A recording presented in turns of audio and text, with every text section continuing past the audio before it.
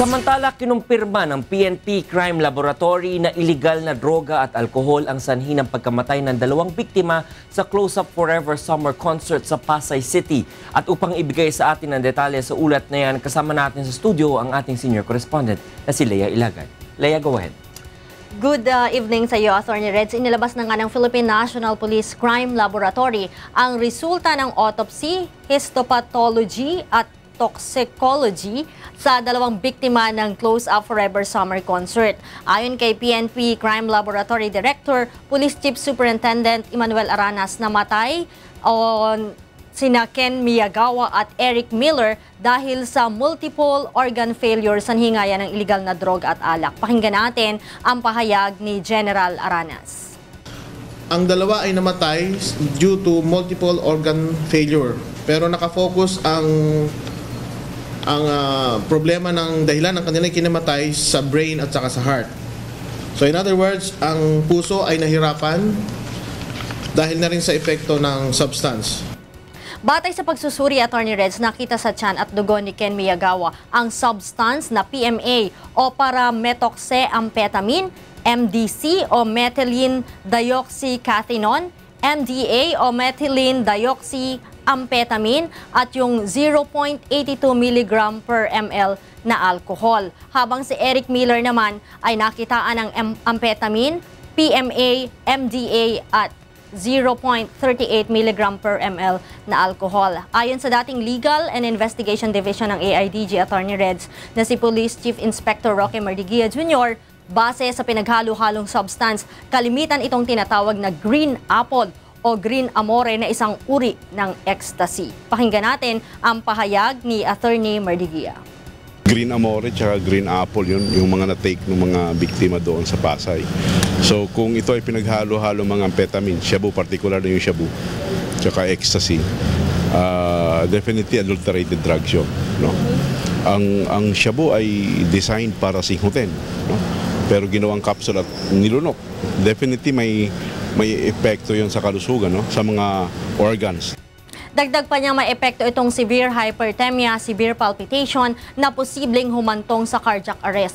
Hindi rin daw nakakaramdam ng pagod, masaya at active at kapag napasobra ay kamatayan nga. Nakakasira rin ito ng muscle sa puso at nakakasira ng normal tissues ng kidney. Nakapagpabilis pa ito ng epekto ng droga ang pag-inom nga ng alcohol noong mga biktima. Pakinggan muli natin ang pahayag ni General Aranas. Yung rhythm ng pagtibok ng puso ay nasira. At sa kanila ay mas malamang at malaki ang posibilidad na masyadong mabilis ang pagtibok ng kanilang mga puso. Kaya nahirapan ito.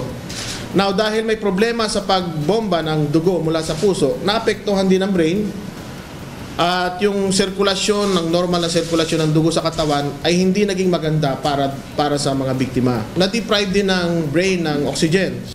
Dagdag pa ni General Aranas, nakitaan si Miyagawa ng fibrosis o peklat sa puso, habang si Miller naman ay fat necrosis na nangangahulugan lamang na mayroon na silang matagal ng problema sa puso na posibleng nakuha rin nila sa matagal ng paggamit ng illegal na droga. Dagdag pa ng General, si Miller ay may high temperature na 41 degrees centigrade na siyang epekto ng MDA o methylene dioxyamphetamine.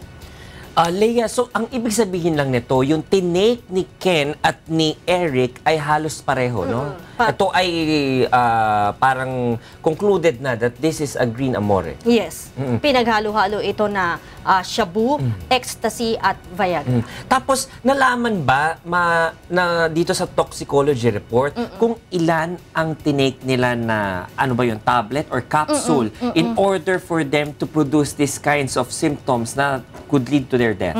Attorney Reds, hindi na nila makumpirma yung dami ng nainom. Pero ito kasing green amore, kapag napasobra ka ng inom, ay kamatayan ang idudulot nito. Pero nakita yung substance doon sa dugo nitong mga biktima. So would it be safe to assume that they took more than one capsule of this green amore? Yan ang sinasabi kanina ng Crime Laboratory, Attorney Reg, at pinabilis pa yung epekto nito dahil uminom sila ng alak.